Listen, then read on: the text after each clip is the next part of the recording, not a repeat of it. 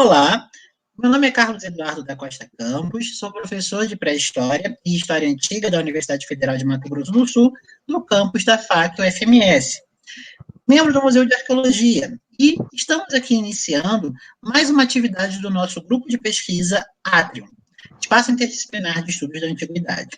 Hoje, a nossa live será uma entrevista sobre as visões sobre a Esparta Antiga, que nós contaremos com a participação do professor Dr. Luiz Felipe Bandim de Assumpção e do professor mestre Gabriel Bernardo. Bom, pessoal, a nossa entrevista hoje, ela vai ser dividida em etapas, onde os nossos entrevistados vão trazer um pouco da sua trajetória, da sua experiência e das suas visões sobre esses estudos, que são importantíssimos, até como uma forma da gente romper com as perspectivas atenocêntricas, que são hegemônicas na nossa sociedade, Brasil principalmente. Pois bem, eu vou passar agora a palavra para o professor Luiz Felipe Bantim de Assumpção, que vai falar um pouco sobre, primeiro, se apresentar e falar sobre sua trajetória. Professor Luiz? Bem, olá a todos, sejam bem-vindos. Eu sou o professor Luiz Felipe Bantim de Assumpção. Gostaria de agradecer ao professor Carlos Eduardo da Costa Campos, sobretudo ao convite, à confiança. Queria dizer que é muito bom estar aqui entre amigos e agradecer também ao Gabriel aí por estar presente, por ser uma pessoa com a qual eu possa dialogar. Então, eu sou doutor pelo programa de pós-graduação em História Comparada da UFRJ, sou mestre pelo programa de História da UERJ e realizei meu pós-doutorado em Letras Clássicas pela UFRJ também.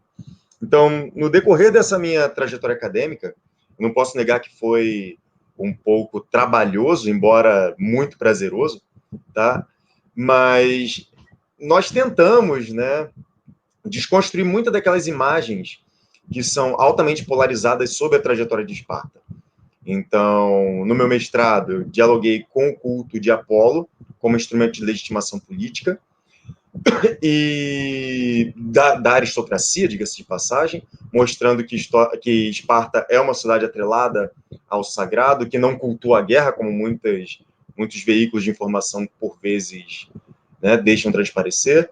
No doutorado, eu me utilizei de pressupostos historiográficos para demonstrar que, muito embora o governante, o rei Agesilao II, ele tenha contribuído para a desestruturação de Esparta, ele não foi o único responsável. Então, foi justamente para demonstrar como Esparta estava relacionada com outras comunidades no Mediterrâneo, né, rompendo também com questões de isolamento geográfico. E no doutorado eu trabalhei com Xenofonte e a presença do sagrado em suas obras historiográficas. Atualmente eu sou coordenador de doutorado local na Universidade de Vassouras, através de um DINTER, promovido pela Unicinos, e sou professor da graduação de Pedagogia também na Universidade de Vassouras. Do mesmo modo, sou tutor de História Antiga, Medieval e História e Sociologia no CEDERJ Polo de Cantagalo. Olá, então vamos passar agora a palavra para Gabriel Bernardo. Gabriel, por favor. Oi, antes de tudo, né, boa tarde, bom dia, sei lá, o horário de quem estiver assistindo. Mas como o Carlos já falou, né, meu nome é Gabriel, atualmente eu sou doutorando do programa de pós-graduação em História Social pela Universidade de São Paulo, né. Eu também fiz mestrado pelo mesmo programa lá, e ele acabou, acho que em 2018, eu acabei ele. Nessa ocasião, né, eu sempre gostei de assuntos relacionados à história antiga e foi no mestrado que eu comecei a me especializar por Esparta, mais especificamente, né? No mestrado, a minha questão, né, de estudo foi justamente o papel que a honra tinha na sociedade espartana, né, na negociação das relações entre os espartanos, né, mais especificamente. E isso adveio, né, de uma coisa que eu vi em várias fontes, mas, né, que ninguém tratava nesses termos. Então, eu tentei dar essa leitura pelos termos que os próprios antigos usavam, né, definindo o que é honra e tal. Felizmente, né, para minha felicidade, pelo menos, essa dissertação ela foi premiada, né, com a melhor dissertação do programa de História do período de 2018 a 2019. Ela foi publicada recentemente por causa desse prêmio, né, o que é muito legal. Aí depois eu já emendei o doutorado, né? Então, só que agora eu mudei completamente de tema, né? Porque eu, sei lá, cansei um pouco do outro, mas é aquela pesquisa que a gente acaba, mas não termina, né? Às vezes a gente ainda volta para ver alguma coisa que deixou rangendo. Mas agora eu expandi um pouco, né, os meus horizontes para incluir um tema, né, de Esparta especificamente que é pouco tratado é, aqui, né, no Brasil em geral, assim, que é justamente a arqueologia de outros lugares associados a Esparta, mas não só a Esparta em si, né. Então eu ampliei agora para toda uma região, né, para a Lacônia, que é onde a Esparta estava inserida lá, e ela também exercia algum tipo de influência sobre as populações que viviam ali. E agora o meu problema de pesquisa, né, é justamente entender como que Esparta e os periecos, né, que eram outros povos associados, né, influenciados ou mesmo controlados por Esparta em alguns momentos, como que eles ocupavam a região costeira da Lacônia, né, que é a região mais acessível a Esparta. E isso justamente para colocar um ponto de interrogação naquela questão, né, que a gente vê no atenocentrismo, né, que enquanto Atenas é aquela cidade dinâmica, marítima, né, aberta para o mundo, Esparta é um lugar totalmente fechado, parado no tempo e, sim, completamente isolado do resto de tudo que tinha ao redor, né? Então é esse o meu objetivo agora no doutorado. Não estou pensando ainda nada no nível que o Felipe falou para o pós-doutorado, mas por enquanto eu acho que é isso. Acho que isso traduz. Tá. Dando prosseguimento à nossa entrevista, gostaríamos de saber por que estudar Esparta no Brasil. Professor Luiz Felipe, começaremos com você. Perfeito. Posso começar? Ótimo. Particularmente, estudar Esparta no Brasil é algo que lida, sobretudo, com toda uma trajetória política, social, cultural, nacionalista, se for o caso, na qual a nossa sociedade se insere nessa tentativa de formar uma identidade nacional que esteja muitas das vezes atrelada, né, a uma Europa, a África, a própria América em si. E aí você fala, tá, mas o que isso tem a ver particularmente com estudar Esparta? Quando nós nos damos com toda essa trajetória que tende a focar muito na cultura europeia, se tornou muito comum nos livros didáticos nós termos ali referenciais de que Atenas é um modelo de sociedade, sobretudo por conta da liberdade promovida pela democracia, pela arte, pela educação, pela capacidade comercial, mas isso também acaba fazendo com que, para que ela seja isso tudo, os livros didáticos eles tenham ali o seu contraponto, ou seja, é quase que uma tendência filosófica maniqueísta que justifica um grande bem pela existência de um grande mal. Então, nesse sentido, se nós queremos ali tratar que em algum momento ou de alguma forma aquela cultura dita helênica, ou se preferirem, aquela cultura grega, ela de fato, é um dos elementos que compõem essa nacionalidade brasileira, então você considerar unicamente um viés político atrelado a Atenas e subsequencialmente a Roma, isso vai fazer com que a visão seja demasiadamente deturpada. E aí, quando a gente para analisar documentos outros, e sobretudo na pesquisa, e a gente verifica que Atenas ser referencial de cultura, arte, liberdade, comércio, atividade marítima, dentre outras coisas, e a gente verifica que isso é datado, que isso é muito século XIX, que isso tem uma influência francesa, tem uma influência inglesa, tem uma influência norte-americana, a gente começa a se questionar do por que não estudar outras polis, por que não estudar outras comunidades? E quando a gente descobre, né, vamos botar até muitas aspas nesse descobre, que haviam outras culturas e que a democracia não era em si o modus operandi do mundo antigo helênico, já fica aquele questionamento, aquela pulga atrás da orelha. Então, por que eu só aprendi isso? Ou então, por que esse material didático com o qual me relacionei em 3 momentos em particular da minha vida, Fundamental 1, Fundamental 2, ensino médio, ele vai me dizer, e no meu caso até no ensino superior, ele vai me dizer que Atenas é modelo e Esparta é justamente o seu contraponto. Não faz sentido. E a própria documentação literária, que é a documentação com a qual eu trabalho na maioria dos casos, ela vai demonstrar a você que existe um contexto histórico específico que torna Esparta um contramodelo, que torna Esparta uma oposição a Atenas. Então, estudar Esparta, em particular, significa você tentar romper, e aí eu não limitaria somente a Esparta, mas também a outras polis, a outras entidades, a outros recortes espaciais, mas é você tentar romper com uma tendência que, embora atenocêntrica, ela também é eurocêntrica e ela é ocidentalista em todas as suas perspectivas, que acaba negando toda e qualquer alternativa a esse discurso normativo e que a gente percebe que se difunde cada vez mais. A BNCC está aí, que não deixa a gente mentir, mas que cada vez mais é reforçado, é reiterado e não nos fornece possibilidades de enxergar o mundo de uma outra forma. Então, estudar Esparta pode ser um instrumento, talvez, de, bota aspas aí, libertação dessas tendências aí homogeneizantes.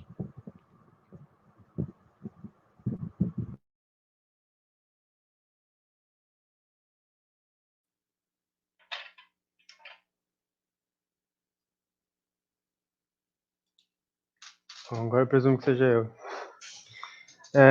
Bom, assim, começando, né, pelo mesmo lugar do Felipe, né, que é quase que impossível não fazer isso. Essa questão, né, do porquê estudar Esparta no Brasil, para mim, ela, assim, ela é parte de uma mais ampla, né, que é justamente o porquê estudar a história antiga, né, como um todo. Assim, obviamente, né, não dá tempo de a gente falar de tudo isso aqui, né, mas é importante apontar aqui, antes de qualquer coisa, né, que essa história de Esparta, né, ela compartilha das mesmas justificativas, né, normalmente, assim, numa abordagem mais tradicionalista, né, para o estudo de outros temas, né, da história antiga. Esses temas que vira e mexe, né, em congressos maiores, né, a gente vê quase em todo o congresso maior outros pesquisadores de outras áreas, né, diminuindo, né, a história antiga, porque, como o Felipe falou, né, ela é justamente uma disciplina que ela faz parte de um discurso eurocêntrico, né, às vezes, por vezes não, né, até imperialista, né, com uma narrativa ocidental, né, que traça uma linha de início da civilização até o ápice dela na Europa. Né. A história antiga ela já não é mais assim, né? Faz bastante tempo. E o que ela se tornou, eu acho bastante importante, inclusive, para a gente desmontar essa narrativa, né? Essa narrativa eurocêntrica. Isso, isso é, né? Então, principalmente porque você não consegue, né, desmontar essa narrativa, né, dessa civilização ocidental, simplesmente parando de estudar tudo que está conectado a ela, né? Na verdade, o caminho tem que ser justamente o oposto, né? Como o Felipe deixou bem claro, né? Você tem que estudar, né? Tem que conhecer para conseguir entender o porquê essa narrativa ela é essencialmente errada, né? E quais são os interesses por trás dela, né? Assim, dito isso, né, voltando para Esparta, eu acho que Esparta, como objeto de estudo, né, ele é interessante por 3 motivos principais. Né? O primeiro deles, né, porque Esparta é, em muitos sentidos, algo que fornece várias outras oportunidades de se ver uma parte importante dessa narrativa, né, da civilização ocidental, né, que é justamente praticamente, né, Atenas, né. E o que pode dar destaque a temas que são interessantes, inclusive, para questões modernas. Né? Um exemplo, né, por exemplo, é, é que Esparta, por exemplo, permite a gente observar como a desigualdade, né, em vários sentidos, seja política ou mesmo econômica, ela tem um potencial extremamente destrutivo, né, dentro de qualquer sociedade. Né? Algo que é bem menos documentado em outros contextos, né, também antigos. Né? O segundo motivo, né, eu acho que é porque dizer que a gente não é herdeiro, né, da história da Grécia, que a gente não tem uma conexão com essa história, ela não faz com que essa história seja menos importante para nós. Né? Esse distanciamento, né, inclusive essa coisa de ver essa história como uma história do outro, né, ela pode funcionar a nosso favor. Né? Essa ideia de que a gente é muito diferente dos gregos, ou mesmo dos espartanos antigos, né, ajuda melhor a gente comparar compreender essa relação com o outro, né? O que ele tem de semelhante com a gente, o que tem de diferente, quais são os motivos disso, ou mesmo o que isso diz sobre nós mesmos, né? Um exemplo fácil, né, que a gente costuma é o que a gente costuma elogiar sei lá, o profissionalismo militar, né, dos espartanos. Mas não se diz com tanta frequência, por exemplo, que o custo disso era a escravidão de uma população que chegou a pelo menos ser 7 vezes maior que a dos próprios espartanos. Né? Ou seja, ainda que a gente admire, né, esse profissionalismo militar por vários motivos, a gente é extremamente diferente dos espartanos por não admitir uma estrutura social igual a deles. Né? Isso permite que a gente se pergunte os porquês de várias coisas, né? Pensar e a partir disso, né, pensar, por exemplo, quais meios de a gente de mostrar que esse tipo de sociedade, né, com uma minoria militarizada, por exemplo, ela não deve ser motivo de elogio. E o terceiro, né, e último motivo que eu vou mencionar aqui, eu acho que é importante estudar Esparta, porque Esparta já é parte do nosso cotidiano. Né? Ela não é mais só uma história da qual a gente, teoricamente, é herdeiro, que a gente só vê ali durante 1 ou 2 horas no colégio. Né? A gente consome muita coisa desses grandes centros mundiais que se apropriam de Esparta com vários objetivos. Né? Sei lá, desde o entretenimento até a defesa de ações ou comportamentos específicos. Né? Por exemplo, o que a gente tem, o que tem de gente usando a Esparta dessas produções midiáticas, né, modernas para defender tópicos como o ideal de masculinidade, né, não está escrito, né? A exaltação dos espartanos em várias mídias, né, por causa da, sei lá, da força, do domínio, da aplicação de violência, dessa ideia de virilidade, é bastante fácil de achar. Né? E isso tem consequências sérias no cotidiano, né, se a gente não sabe interpretar essas representações. Né? E a gente só sabe interpretar essas representações se a gente, ou mesmo alguém, como, sei lá, eu e o Felipe, justamente estudar, né, como essas construções são feitas. E isso não dá para ser feito sem essa pessoa, né, que estuda Esparta. Então, eu acho que por esses três motivos ainda é importante estudar Esparta no Brasil. Acabei. Obrigado, Gabriel. Agora eu tenho uma outra pergunta para vocês, só que dessa vez eu vou começar pelo Gabriel, tá? Quais os desafios que o pesquisador que se dedica a esse tema enfrenta sobre os usos e o acesso às fontes? Voltando, né? Eu acho que são dois, né, os principais problemas, assim, desafios, né, de se estudar Esparta, né? Um deles eu acho que, né, que é um de caráter mais espacial, né? O outro é um de caráter mais temporal, né, se a gente pode dizer assim. Mas assim, eles acabam fazendo parte um do outro, então não dá muito para a gente prestar atenção só em um e deixar o outro meio que em stand-by, né, ou ignorar ele dependendo do que a gente está estudando. Na verdade, isso acaba produzindo um dos os principais assim erros que eu consigo encontrar nas coisas que eu leio, assim, né, nas coisas menos pensadas, assim, menos planejadas. O primeiro dos motivos, né, de caráter mais espacial, né, é que a grande maioria das obras antigas que falam, né, sobre Esparta, elas foram escritas por não espartanos, né. Que eu saiba, a gente tem dois poetas no período arcaico, né, o Tirteu e o Alcman, que a gente sabe que trabalharam em Esparta, mas mesmo eles, né, têm tradições diferentes sobre se eles eram espartanos ou não. Do período clássico, né, que é a Esparta que a gente mais conhece, que a gente mais fala sobre, né, a gente só tem tipo notícia de um panfleto que foi escrito por um dos reis, né, que foi exilado da cidade, o Pausanias II, justamente para criticar quem exilou ele. Né? Então, e assim, depois disso a gente só tem referências ao Sosíbio, né, que é um historiador do período helenístico que teria sido espartano, né, mas que a gente não sobrou nada, né, do que ele escreveu, a não ser assim citações bastante indiretas. Né? Ou seja, a Esparta que a gente conhece hoje, ela é em grande parte a Esparta que outros gregos ou mesmo outros romanos, né, dependendo do contexto, achavam interessante, né, dizer. Assim, obviamente, né, se a gente tivesse um espartano lá escrevendo ou narrando para a gente alguma coisa, não quer dizer que ela seria que essa informação, né, seria mais ou menos verdadeira que a dessas outras pessoas. Né, elas são tão válidas quanto. Né? Mas, assim, mesmo as obras de atenienses, né, inclusive, sobre Atenas, elas têm que ser submetidas a alguma crítica, né, alguma crítica historiográfica. Mas, enfim, né, isso ainda é um desafio, porque a gente tem que considerar o porquê cada autor, né, cada autor em cada contexto, escolhe destacar elementos específicos de Esparta, né, em detrimento de outros, né.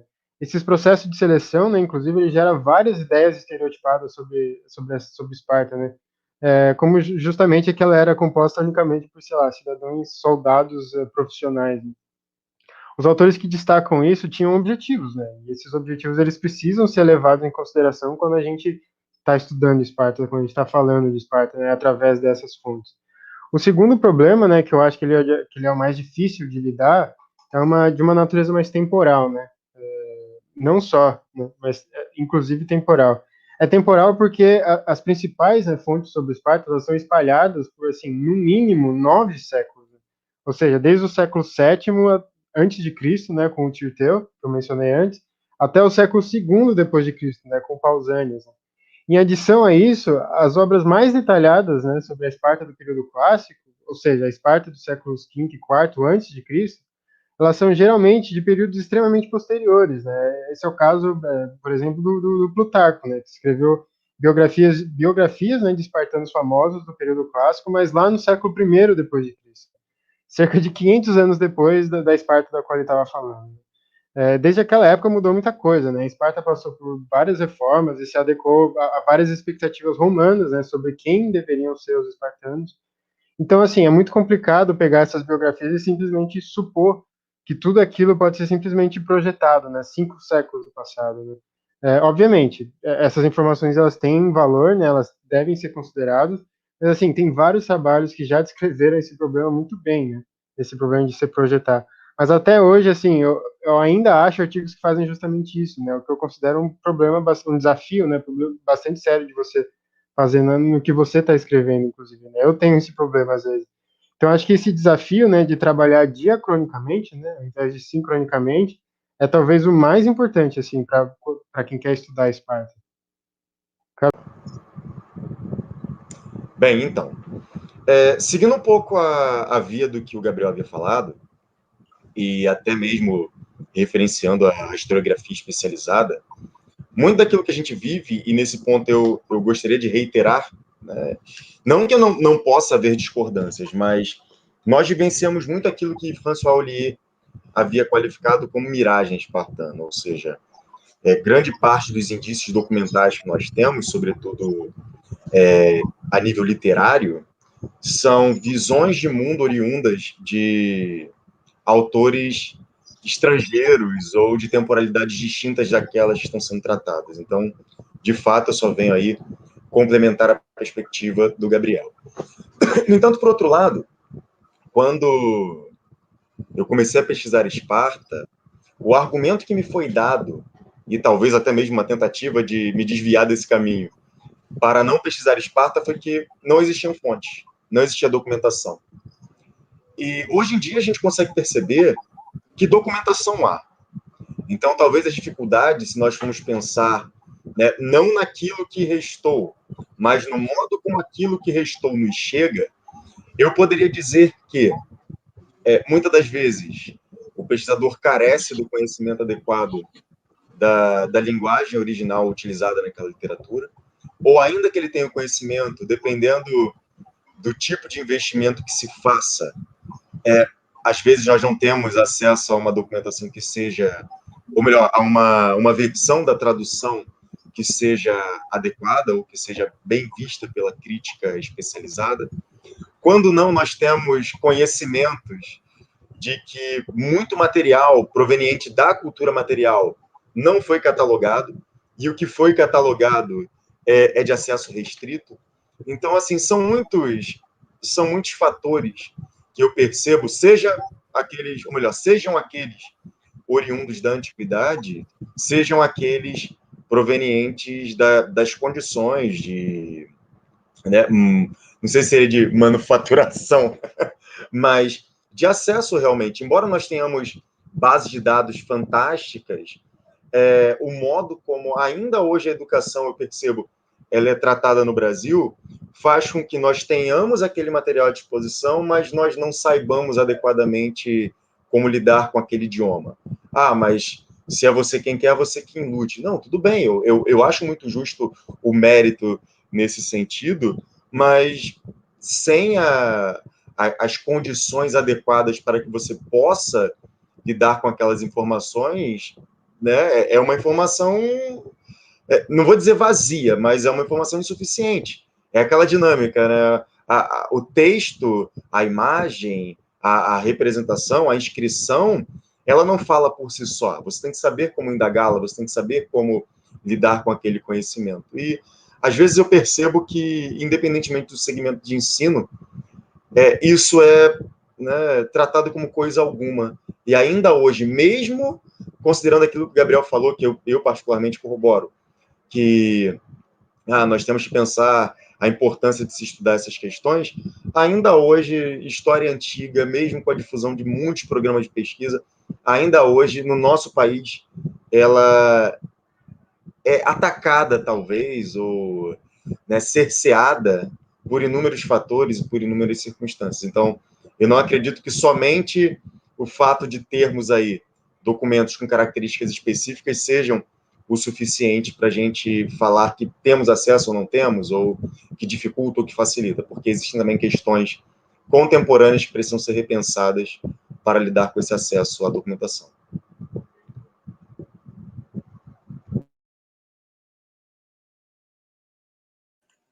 Obrigado, professor Luiz Felipe. Dando prosseguimento, então, pessoal, eu gostaria de saber quais os avanços historiográficos que vocês percebem no cenário brasileiro sobre esse assunto.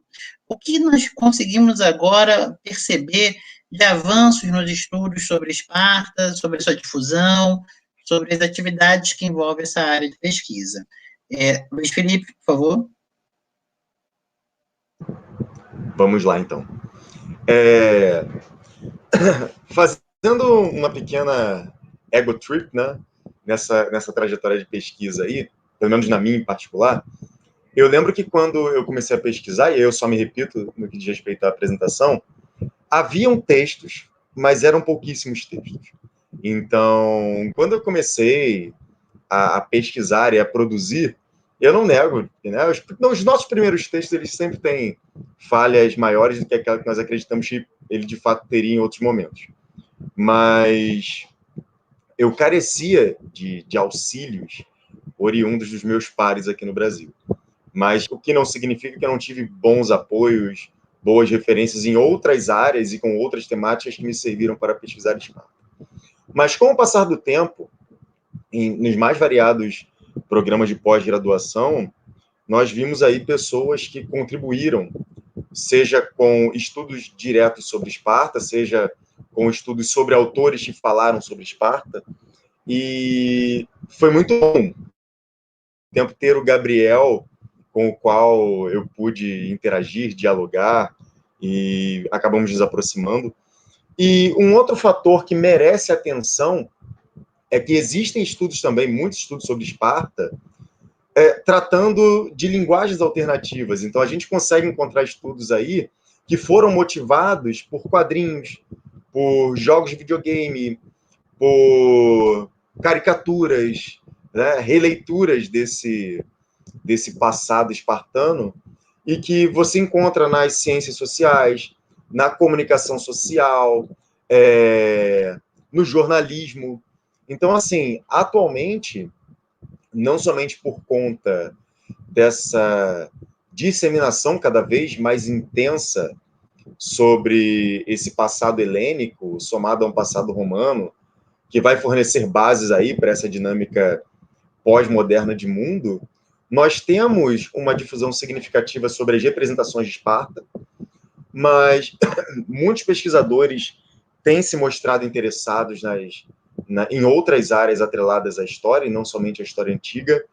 E nos últimos 15 anos, eu posso dizer que nós tivemos um avanço significativo. Eu posso citar, né, não somente o meu trabalho, como o do Gabriel, que eu já havia comentado. Tivemos o Ricardo, na UFPEL, que fez um mestrado sobre Esparta, sobre questões militares em Esparta. Temos o Rafael Brunhara, no Rio Grande do Sul, que trabalha com elegias, embora o enfoque dele hoje em dia não seja estritamente Esparta, mas ele trabalhou com Ticteu. Temos a Márcia Cristina, na Bahia, trabalhando com periecos. Temos alguns estudos no MAI, que trabalham com cerâmica, que trabalham com arquitetura, tanto lacedemônio quanto de influência lacônica. E agora eu esqueci o nome. Nós tivemos o Roosevelt trabalhando com Plutarco, nós temos ainda hoje a Maria Aparecida na Unesp trabalhando com as representações espartanas em Plutarco. E volta e meia eu encontro trabalhos que versam, como o Gabriel havia falado, né, essa interpretação contemporânea dos espartanos como uma comunidade militarizada, sobretudo pela forma como outras comunidades se valem disso. Já encontrei teses sobre 300, até participei de uma banca de mestrado que trabalhava com o uso de quadrinhos no ensino básico, e 300 foi o referencial para isso. Então, em suma, eu vejo que o avanço tem sido significativo. Por vezes, se comparado a outras temáticas, parece modesto, mas o ideal seria que nós não centrássemos nessa temporalidade que é a antiguidade, mas também nas apropriações, nas representações, nos usos e nos abusos que Esparta acabou perpassando ao longo dessa trajetória ocidental. Então, nos últimos 15 anos aí tivemos, considerando a outros momentos, um avanço modesto, mas justificativo e bastante significativo.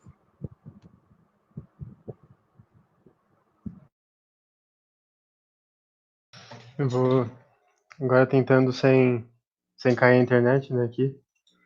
Bom, eu acho, para começar a conversa, né, eu acho muito difícil avaliar o meu próprio trabalho no nível nacional. Então, eu vou me ater aos trabalhos dos colegas que eu conheço, né? E diferente do Felipe, eu não manjo muito desses outros usos de Esparta em outras ciências, né? Então, eu vou me ater principalmente, mais especificamente, ao estudo acadêmico, assim, de Esparta no Brasil, né, no contexto atual, né? Mas, assim, uma coisa que a gente precisa ter em mente sempre, né, ao avaliar a produção nacional, é que o campo, né, de estudo de Esparta no Brasil, ele começa, assim, bastante tarde, né, em relação a outros países, né, como vários outros temas de pesquisa, né. Pra vocês terem uma ideia, acho que a última revolução, né, historiográfica mais recente, né, no estudo de Esparta, eu acredito que aconteceu ali na década de 70, 80, né.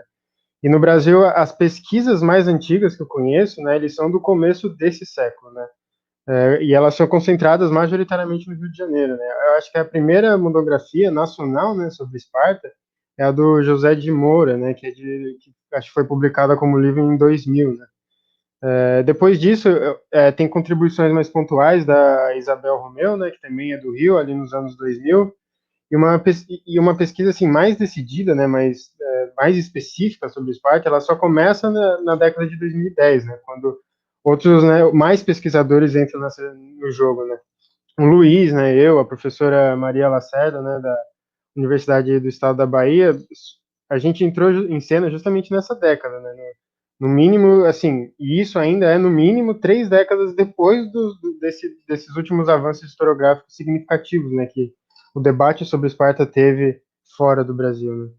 Dito isso, né, eu acho que o principal trabalho que a gente tem que fazer no Brasil ainda é o de construir esse campo, né.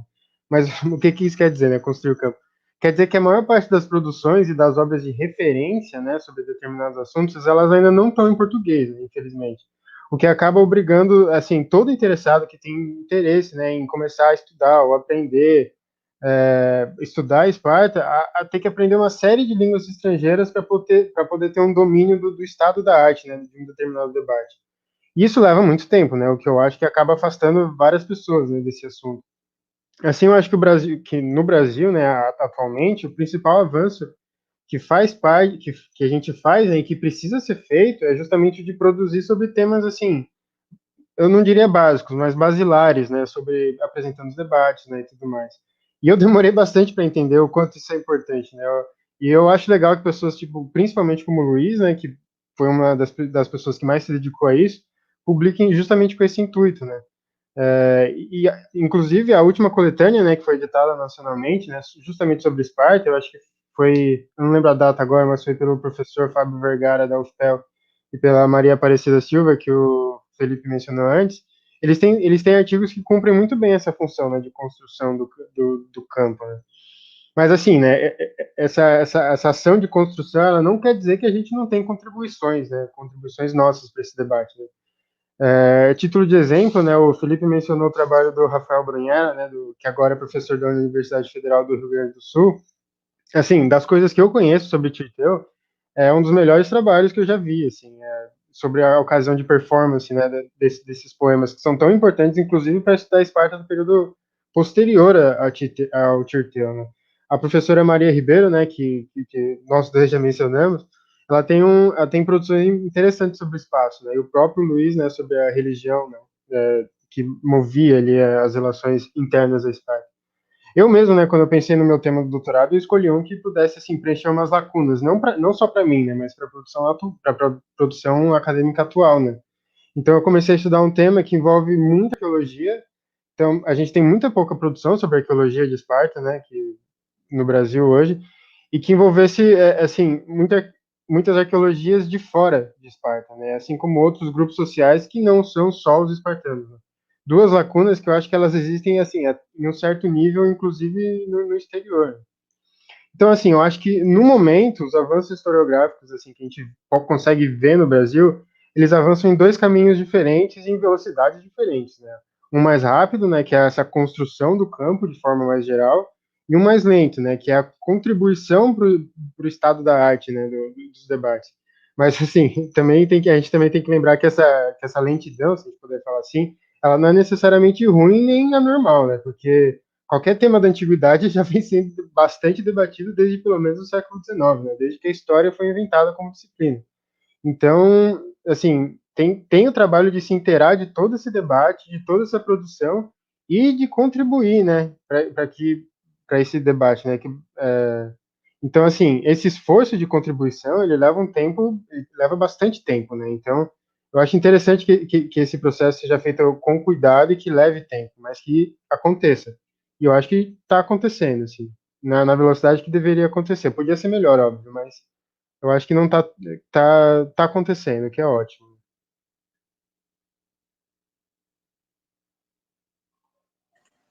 Pessoal, agora a minha pergunta ela vai na direção de uma contribuição que vocês podem dar nessas novas linguagens que estão sendo utilizadas para o ensino de história antiga.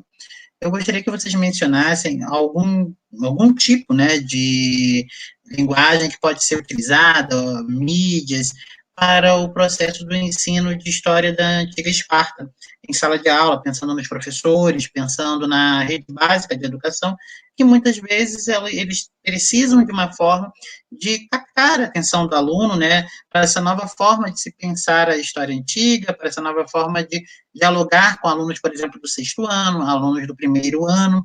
Então, quais as sugestões que vocês dão, que vocês consideram como importantes para que um professor na sala de aula consiga utilizar esse material na sua pesquisa, na sua atividade? Vou começar com o Luiz Felipe, depois passo para o Gabriel. Vamos lá, então. Isso tem sido muito legal, porque, embora eu seja professor universitário, trabalho com pesquisa, dentre outras coisas mais, as linguagens alternativas e a cultura popular, né, bem como esse movimento geek que nós tivemos aí nos últimos 15 anos, eles fazem com que Esparta apareça, mas que uma pessoa desavisada muitas das vezes não consegue perceber isso aí. Temos formas mais explícitas, obviamente, e eu diria que, pensando em ensino básico, mais detidamente, o último ano do ensino fundamental 2 e o ensino médio, para mim, 300 de Frank Miller é, né, um referencial, diga-se de passagem. É um referencial, mas que deve ser utilizado com muitas ressalvas, não porque não seja bom, mas porque Esparta ali é um pano de fundo, sabe? É um pano de fundo para discutir honra, aí, ó, dá para dialogar com o trabalho de mestrado do Gabriel. E, acima de tudo, é uma tentativa de reiterar um modo de ser ocidental. Então, não é à toa que o Frank Miller, depois de algumas décadas, ele vai receber uma crítica que vai se materializar com o quadrinho Three, que foi criado, em tese, né, pelo Kieron Gillen, e que pega aí a assessoria do Stephen Hodgson, que foi até tutor do Gabriel em Nottingham, aonde ele vai tentar mostrar o seguinte, ó, o Frank Miller tem um problema e nós estamos suprindo esse problema. Então, ali você já vê questões políticas que muitas das vezes escapam à sala de aula, mas que são questões interessantíssimas. Então, nesse sentido, acaba que 300 pode ser utilizado como instrumento para que a gente possa discutir história antiga, discutir Esparta? Pode, mas temos que ter cuidado. Por quê? Porque a intenção não foi pensar Esparta, foi usá-la como referencial para discutir outras coisas. Nós temos aí um quadrinho cyberpunk, ou melhor, um mangá cyberpunk sensacional, chamado The Ghost in the Shell, aonde um dos capítulos, devido ao modo como ele se organiza, é chamado de esforço espartano. Ou seja, o que leva, né, o Shiro Masamune, no Japão da década de 80, fazer uma referência a Esparta. Então, por que é um esforço espartano e não um esforço de outra natureza? Nós temos aí, ainda nessa via mais ocidental, digamos assim, a própria utilização, ou melhor, a própria reprodução do 300 em filme, cuja abordagem foi outra, onde você tem ali uma exaltação de um modelo norte-americano de combater, em oposição a toda uma tradição oriental, e que também faz todo sentido no contexto da guerra do Iraque, no início dos anos 2000 aí. Então, olha aí o lugar social, é um outro dado interessante para a gente pensar, ou seja, será que 300 é interessante para a gente ensinar Esparta, ou será que é interessante para pensar as interações políticas ocidentais no contexto do início do século XXI? Também é uma outra questão que não nos impede de trabalhar. Temos o caso de um quadrinho que, por sinal, é o meu favorito de todos, a nível de mangá, obviamente, que é o Hokuto no Ken, O Punho da Estrela do Norte, aonde a última saga, isso é fantástico, porque também é um quadrinho japonês da década de 80, numa perspectiva de um mundo pós-apocalíptico, onde a personagem principal ela tem a mesma roupa que o Mel Gibson no Mad Max. Ele demonstra que existe uma comunidade onde as pessoas são criadas para serem guerreiros perfeitos, tal como foi Esparta. Só que aí, quando você vai identificar a localização geográfica possível, seria a China, né? Então, Esparta está figurando aí nessa dinâmica. Nós vamos ter representações que, né, são mais antigas ainda, como aquelas provenientes do Asterix e Obelix, sobretudo nos Jogos Olímpicos, que tem uma linguagem mais cômica, mais caricata, e que pode ser utilizada para se trabalhar não somente Esparta, mas a antiguidade de uma maneira geral, já com 6º, 7º ano. Deixa eu ver um outro aqui, só para a gente poder concluir essa dinâmica. Mort Cinder, né, o último episódio, o último quadrinho, né, a última sessão do Mort Cinder é justamente o Homem das Mil Mortes, sendo um companheiro de Leônidas nas Termópilas, então é uma outra possibilidade. E temos também aquela série animada da Disney, do Hércules. Agora eu não vou lembrar qual é o episódio, tá? Mas que existe um episódio sobre Esparta, onde Esparta cultua Ares, e você, na documentação literária, você não identifica isso de modo preciso, muito pelo contrário. Se eu não me engano, Platão cita essa questão da relação de Ares com Esparta em um momento muito particular, e Plutarco também vai citar quando ele contrapõe amor e guerra como a relação de Ares e Afrodite e a submissão dos homens espartanos às mulheres. Então, assim, temos também jogos, vou concluir mesmo, prometo, como Assassin's Creed Odyssey, que vai retratar o contexto das guerras greco-pérsicas. Mas, assim, sinceramente, embora nós tenhamos muitas possibilidades, o que importa é o planejamento. Então, se você planejar adequadamente, tiver objetivos claros e tudo mais, nós podemos utilizar referenciais que não são tão explícitos para demonstrar como ideias, né, oriundas dessa antiguidade, elas se manifestam em períodos posteriores e de forma bastante anedótica, sabe? E irônica, e, enfim, né, servindo aos mais variados propósitos aí.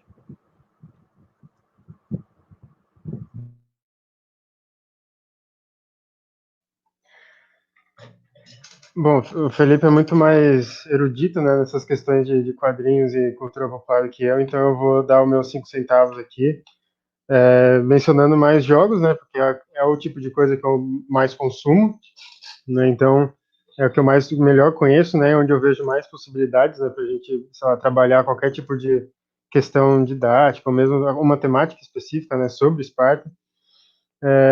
E assim, o Felipe já mencionou, né, o jogo que eu acho mais interessante, porque também foi um dos que eu mais gostei, é justamente o Assassin's Creed Odyssey, né, que foi lançado já faz alguns anos. Mas por que eu acho ele importante, né? Eu acho ele importante porque ele permite que a gente discuta, né, vários problemas sobre os quais a gente já conversou aqui, né, que é, por exemplo, não tem só alguns elementos que permitem a gente questione só os lugares comuns, né, que a gente sabe sobre Esparta, sobre a nossa ideia moderna do que era Esparta na antiguidade, né. Isso talvez seja o mais importante, né, que ele permite que a gente faça isso, mas ele também permite que se dê alguma, né, materialidade, né, aos problemas que existem, que existiam em Esparta, né, que a gente quase perde, né, quando a gente assume ideias tão idolatradas, né, tão idealizadas de Esparta que estão em todo lugar, né. Sobre esse primeiro motivo, né, que é um exemplo que pode ajudar a gente a entender o que eu quero dizer sobre as polarizações, né, quer dizer, um exemplo são as polarizações entre Esparta e Atenas, né, que o Felipe já tratou bastante, né. No próprio jogo, por exemplo, que é um ótimo meio de, assim, só mostrar a cena, eu lembro que tem uma missão que você vê os atenienses debatendo, né, como se fosse é, o ápice da democracia, né, toda aquela intelectualidade, né. E do outro lado você tem uma cena que eu acho muito mais interessante, que é quando o personagem principal, né, ele vai para Esparta e ele vê os dois reis que a cidade tinha, né, decidindo uma questão política, né, que envolve todo mundo, né, por meio de um duelo, né, entre eles, um duelo com lança e escudo, né. Isso não está em nenhuma fonte que eu conheço, pelo menos, né, mas ela mostra justamente aquela ideia, né, que tem bastante em livros didáticos, né, que é de que Esparta, né, era um completo oposto de Atenas, né, e como Atenas é quase que um centro da intelectualidade, enquanto que Esparta acaba ficando como aquele lugar atrasado, né, o conservador, da força bruta, né, que ainda tem que obedecer a um rei, né, em vez de evoluir, né, talvez para um sistema de governo mais democrático, né. Isso é uma falácia, né? A gente sabe que tinha um sistema de discussão pública de decisões políticas, né, em Esparta. Então essas duas realidades, né, a espartana e a ateniense, elas eram distantes de fato, assim, em alguns termos, mas elas não eram tão distantes assim, né, como a gente costuma pensar, como a gente vê retratado, né, nesse tipo de mídia. Em relação ao segundo ponto, né, de materializar, né, os problemas que normalmente a gente não pensa quando a gente vê essa Esparta moderna, tem vários outros exemplos que dá para lembrar, né? Tem uma missão, por exemplo, que você ajuda alguns ilotas, né, que são os escravos dos espartanos, né, a, a não perder uma colheita, né, porque senão eles iam sofrer punições severíssimas, né. Isso já abre espaço, por exemplo, para a gente discutir a questão da escravidão, né, que a gente falou antes e que praticamente não aparece, né, nem na discussão da Grécia Antiga como um todo, quase. E tem também uma missão, né, que eu lembro que é muito legal, que o personagem principal, ele ajuda uma espartana, né, a conseguir ter uma liberdade maior da família dela, convencendo a mãe dela que o treinamento físico é bom, né, para ela, né. O que, assim, ajuda a introduzir vários outros temas, né, inclusive, sei lá, sobre papéis de gênero, né, o que é muito importante, né. Enfim, as possibilidades são várias, né. E em adição, né, a tudo isso, a gente tem o que eu conheço, né, o HQ que o Felipe já citou, o Three. Tive a oportunidade de conhecer as pessoas envolvidas no projeto e, assim, esse projeto é muito legal, eu super recomendo, mas porque ele responde a várias outras necessidades, né, que vão inclusive além, né, do 300. Tem vários livros aí, um dos mais vendidos, né, que é o do Stephen Pressfield. Ele é um dos mais lidos, né, no mundo inteiro. Ele é um dos livros oficiais dos fuzileiros navais americanos, por exemplo, né. E é justamente sobre a história dos 300 de Esparta, né.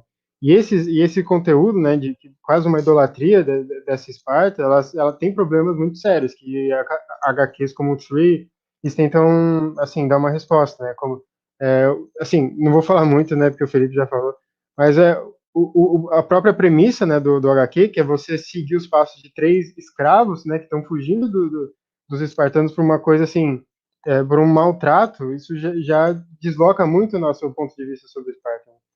E só que assim, esses dois exemplos eles são talvez mais para classes, né, mais do ensino médio e tal, porque envolvem outros temas mais complicados. Mas uma dica, assim, quem puder, né, o problema maior é que está em inglês, né? Mas tem uma seção no British Museum, no site, né, do Museu Britânico, que tem vários acessos assim a imagens, a objetos de Esparta, né? Inclusive tem até um joguinho interessante, né, que você é uma das crianças passando pela educação, você pode, né, participar ali da competição de quem rouba mais queijos em um dos rituais famosos lá, né?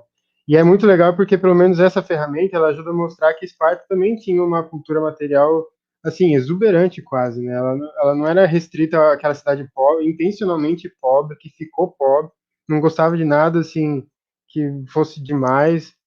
Isso mostra que tipo os espartanos eram pessoas como qualquer outra, né? Eles tinham religião, eles dedicavam objetos, eles pintavam vasos até determinado período, né?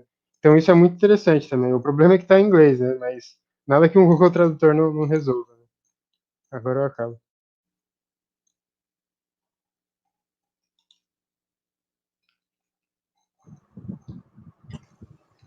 Pessoal, encaminhando para o nosso final, eu gostaria de pedir, né, que vocês deixassem alguma mensagem para o público que está assistindo, né, do que vocês acreditam que seja importante, para que a gente possa promover ainda mais, né, a pesquisa, temas que vocês acreditam serem interessantes para futuras pesquisas, para o nosso público. Luiz, por favor.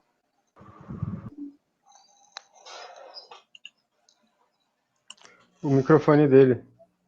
Luiz, por favor, seu microfone está... Isso. Eu abri o Pode... microfone, acho que você fechou sem querer, achando que estava... Enfim. Então, eu vou seguir um pouco a via que o próprio Gabriel falou.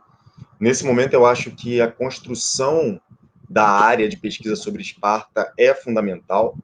Então, as mais variadas temáticas, independentemente do modo como elas tenham sido trabalhadas, isso não esgota a forma como elas possam ser analisadas. Então, seria muito legal análise sobre o modo espartano de guerrear, fazendo aqui uma referência ao Victor Davis Hanson, né, e uma apropriação, aonde nós vamos ver, tal como o Gabriel falou, Esparta é uma comunidade como outra qualquer. Esparta é uma polis como outra qualquer. E aí toda aquela ideia da especialização, da forma de combate e tudo mais, quando a gente para analisar, ou quando a gente para contabilizar o tempo que Esparta ficou em guerra, parece que Atenas ficou muito mais tempo em guerra do que propriamente espartanos, então é uma questão interessante. Verificar questões envolvendo o sagrado, questões de gênero, tá? Eu acredito também que questões atreladas a outras temporalidades, como até mesmo o período helenístico, sabe? Isso aqui no Brasil tem sido muito negligenciado, e não somente em Esparta. Então, assim, do mesmo modo, eu até depois, né, vou até propor isso ao Gabriel, caso ele tenha interesse, já que ele é mais versado em jogos do que eu, mas demonstrar como esses jogos mais atuais, a todo momento quando eles vão tratar de guerra, combate, etc, etc, etc, eles se apropriam de Esparta, e eu tenho para mim que o último God of War, ele faz uma alusão direta ao Carl Miller, naquela relação entre dóricos e germânicos, né? Mas enfim. E nesse sentido, eu acredito também que é fundamental que a gente amplie as pesquisas sobre ensino de história antiga, de modo que, quem sabe, né, em pouco tempo, ou num futuro não tão distante assim, nós possamos, talvez não romper, porque para romper precisariam de outros interesses, mas lançar olhares alternativos sobre essa Esparta, lançar olhares alternativos sobre a cultura espartana, demonstrar que esse ideal de brutalidade, militarismo excessivo, isso tem um lugar de fala, isso é datado. Então, rever o modo como isso tem sido feito seria muito interessante.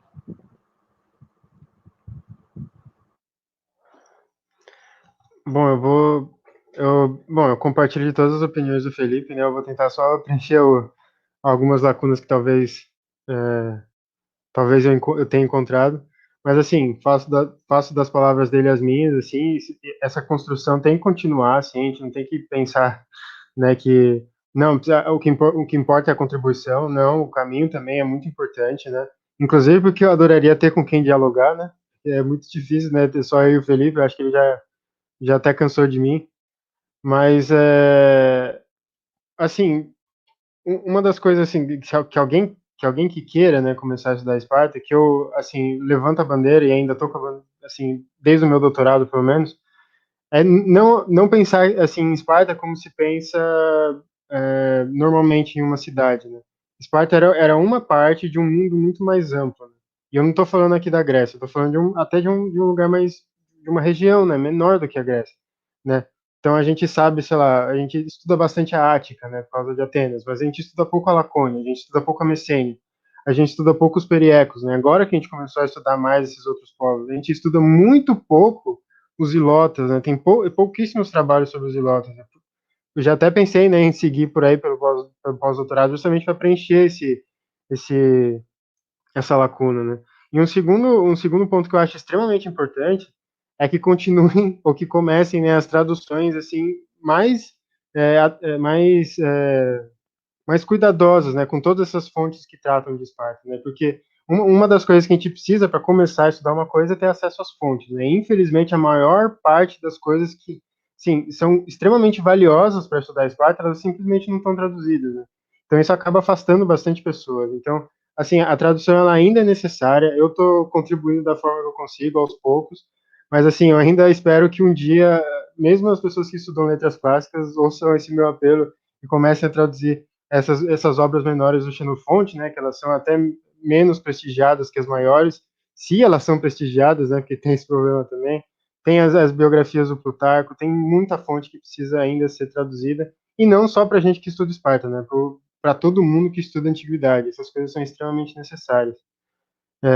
Também acho que a gente deve ampliar, né, os estudos sobre a recepção de Esparta, porque afinal de contas isso é extremamente importante.